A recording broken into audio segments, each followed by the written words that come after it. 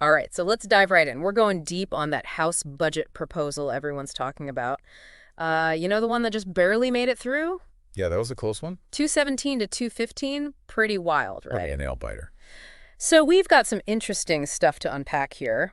First up, we've got this statement from the Center on Budget and Policy Priorities. They're a left-leaning think tank. And let me tell you, they are not happy with this budget. We've also got the breakdown of how each representative voted. So in this deep dive, we're going to really get into the nitty-gritty of this budget, see what's in it, and figure out why it's causing such a stir. Yeah, a deep dive is definitely what's needed here. I mean, budgets, they aren't just numbers on a page, right? This is Okay. about real Like stuff. people's lives. Healthcare, food, education, the whole nine yards. Absolutely. And speaking of real-world impacts, the CBPP is sounding the alarm big time. They're really worried about these proposed cuts to Medicaid, SNAP, food assistance, basically. And student loan aid, I mean, we're not talking small changes here. No, not at all. Yeah. Potentially millions of people could be affected by this. Yeah, to give you a sense of the scale, just Medicaid alone, Okay. that covers 72 million people. Wow, that's a lot. 1 in 5 Americans. So when the CBPP talks about cuts, they're talking about potentially huge ripple effects, right? Absolutely, yeah. So we're talking real people, real families, potentially losing access to health care, struggling to put food on the table. But how does this budget propose to make up for these cuts? Where's the money coming from? Well, that's where things get even more, interesting, you could say.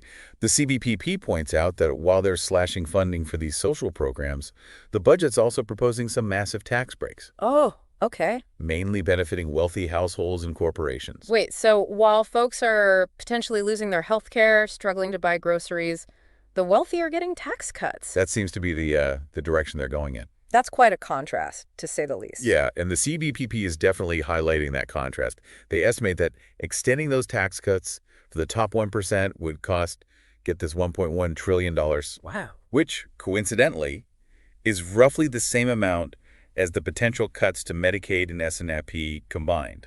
No way. Yeah, it's a comparison they're using to really drive home the point, the potential trade-offs at play here. So are they basically saying that these tax savings for the wealthy are being funded by taking away healthcare and food assistance from those who need it most? It seems like that's how they're framing it, yeah. They're using some pretty stark comparisons to really illustrate their point. For example, they say the average annual tax cut for a household making, let's say, $743,000 or more would be around $62,000, That's a lot. more than the entire annual income of many families who rely on Medicaid. Wow, that really puts things in perspective. When I first looked at this proposal, I thought, okay, some cuts here, some cuts there, maybe this will balance the budget, right? But the CBPP is saying this thing could actually increase the national debt. Yeah, that's their argument. They're saying the revenue lost from these huge tax breaks could actually outweigh any savings from those cuts to social programs, leading to a bigger deficit, essentially. So it's like they're trying to fix a leaky faucet with a tiny Band-Aid. It might stop the drip for a minute, but the problem's still there. Yeah, I like that analogy a lot. And to make matters even trickier, the CBPP points out another potential issue: cost shifts to states. Okay, so explain that. What does that mean? They're saying this budget could force states to take on a much bigger chunk of the funding for programs like Medicaid and SNAP. So the federal government pulls back, and suddenly the states are left holding the bag? Exactly. And a lot of states already have pretty tight budgets, right? Right. So being asked to fill this funding gap could lead to some really tough choices for them. Like they might have to further cut benefits, eligibility for programs, even services. So it's like squeezing a balloon. You push down on one side, the pressure just pops out somewhere else. Yeah, a good way to visualize it. And in this case, that pressure's landing on the states and ultimately the people who rely on those programs. Right. It's a cascade effect, basically. Okay, so the CBPP is really not holding back here. They're pointing out potential cuts to vital social programs.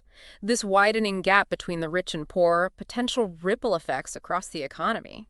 Yeah, they're definitely raising some red flags, that's for sure. And it's important to keep in mind, this is just one perspective, right? Great. There are other viewpoints out there, and we'll be sure to explore those in the next part of our deep dive. Yeah, we'll be diving into those alternative perspectives and see if maybe there's more to this budget than meets the eye. Stay tuned because this budget battle is far from over. Oh yeah, it's just getting started. Okay, so we're back and ready to keep digging into this House budget proposal, the CBPP definitely had some strong words for it. Yeah, it did. But let's be real, there are always two sides to every story. Absolutely. The CBPP, they're coming at this from a specific angle, right? One that puts a lot of emphasis on those social safety nets and government programs. Yeah, that's definitely their focus. So what about the folks who actually support this budget? Why would so many representatives vote for something that, at least on the surface, seems to favor the wealthy? Right.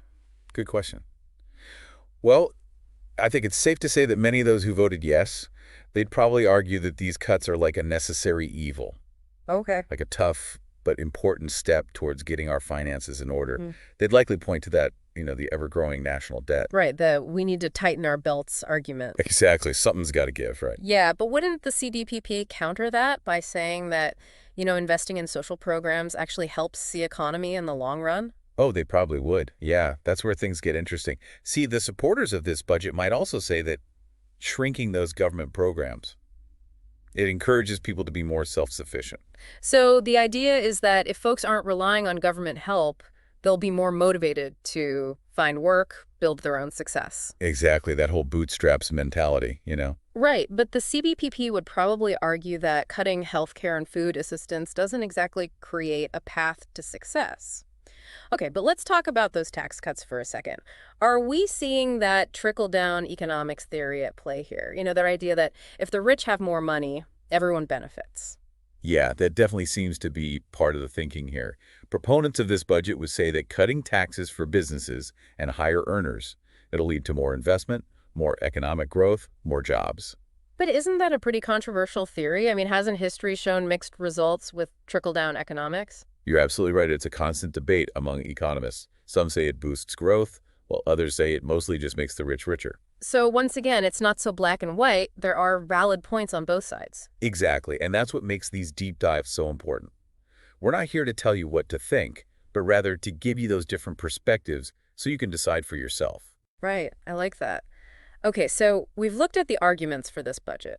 Fiscal responsibility, individual responsibility, and that hope that tax cuts will boost the economy. But even if we consider all that, are there other ways to address the national debt without making such deep cuts to social programs? That's the big question, isn't it? And it's something policymakers grapple with all the time. One option might be to focus on bringing in more revenue instead of just cutting spending.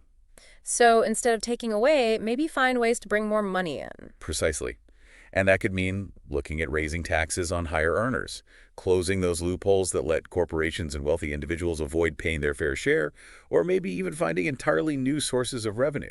I can already hear the arguments against that, people saying that raising taxes hurts the economy. Oh, absolutely. That's always a sticking point.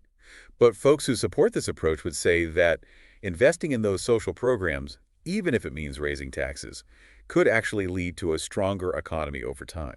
They'd argue that a healthier, better educated workforce is ultimately more productive, and that benefits everyone, right? Exactly. It's about thinking long-term rather than just short-term gains. Another approach could be to be more strategic with spending cuts.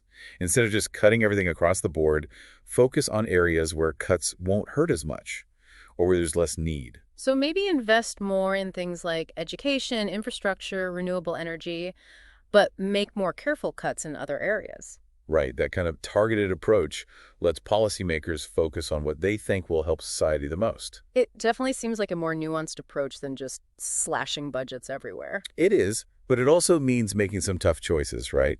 There's always a trade-off. It's a delicate balancing act. Well, I think it's safe to say that this budget has definitely gotten people talking. It sparked a real conversation about what kind of society we want, what we value, and how we use our resources. Absolutely, and this conversation is far from over.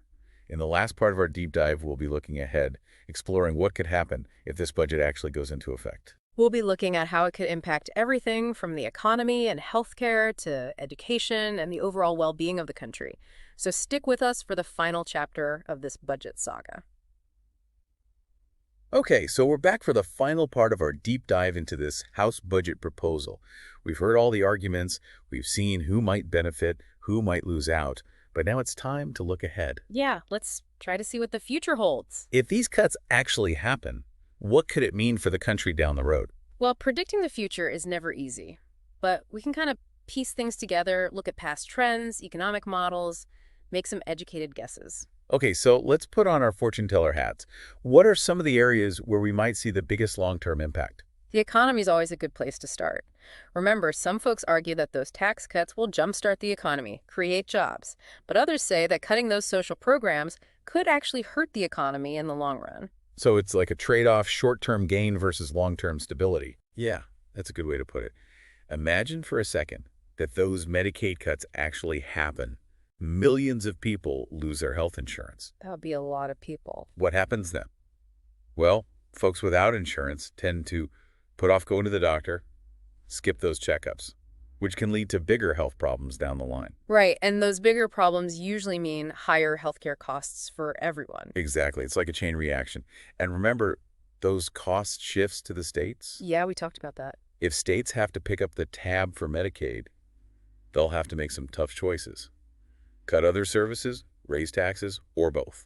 So it's like, no matter what, someone's getting squeezed. Right. The pressure's got to go somewhere. And it could end up hurting individuals, families, even entire state economies. It's a complicated web of consequences, that's for sure. And let's not forget about education. Right, the CBPP was really concerned about those student loan cuts. Yeah, imagine a whole generation of students with even more debt, struggling to afford college, maybe even putting off their education altogether. That doesn't sound good for the workforce of the future? Nope, not at all. And education, it's not just about personal success, it's about progress as a society, right? Right, of course. A well-educated population. That's crucial for innovation, for economic growth, for informed citizens. So these cuts to education, they could have a much bigger impact than we might think. It could affect our ability to compete globally, solve problems, even maintain a healthy democracy. It's definitely something to think about. We're talking about investing in the future in the next generation. And those student loan cuts, well, they make that investment a lot harder for many families. It's a lot to process. And these are just some of the potential long-term consequences of this budget. I bet there are tons of ripple effects we haven't even thought of. Oh, absolutely. When you're dealing with something this big, this complex, it's impossible to predict every outcome. But we can analyze, consider different viewpoints, and ask ourselves the tough questions. Right, like what kind of future do we want? Well, we've reached the end of our deep dive into this House budget proposal. And wow, it's been quite a journey.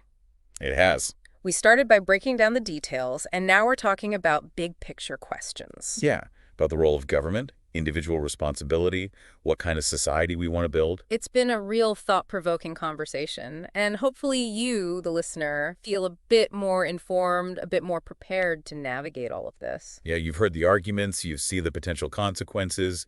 Now it's up to you to form your own opinions. Exactly. This isn't just an abstract exercise. It's about real lives, real people. Absolutely. These decisions will have a real impact on individuals, families, communities, the whole country. So as you follow this story, as you talk about it with your friends, your family, your colleagues, remember what we've discussed here. Yeah. Ask those tough questions, challenge those assumptions, and don't be afraid to speak your mind. Because your voice matters. The future of our nation, it really is shaped by these decisions. So stay informed, stay engaged, and keep the conversation going. That's it for this deep dive. Thanks for joining us. And we'll see you next time.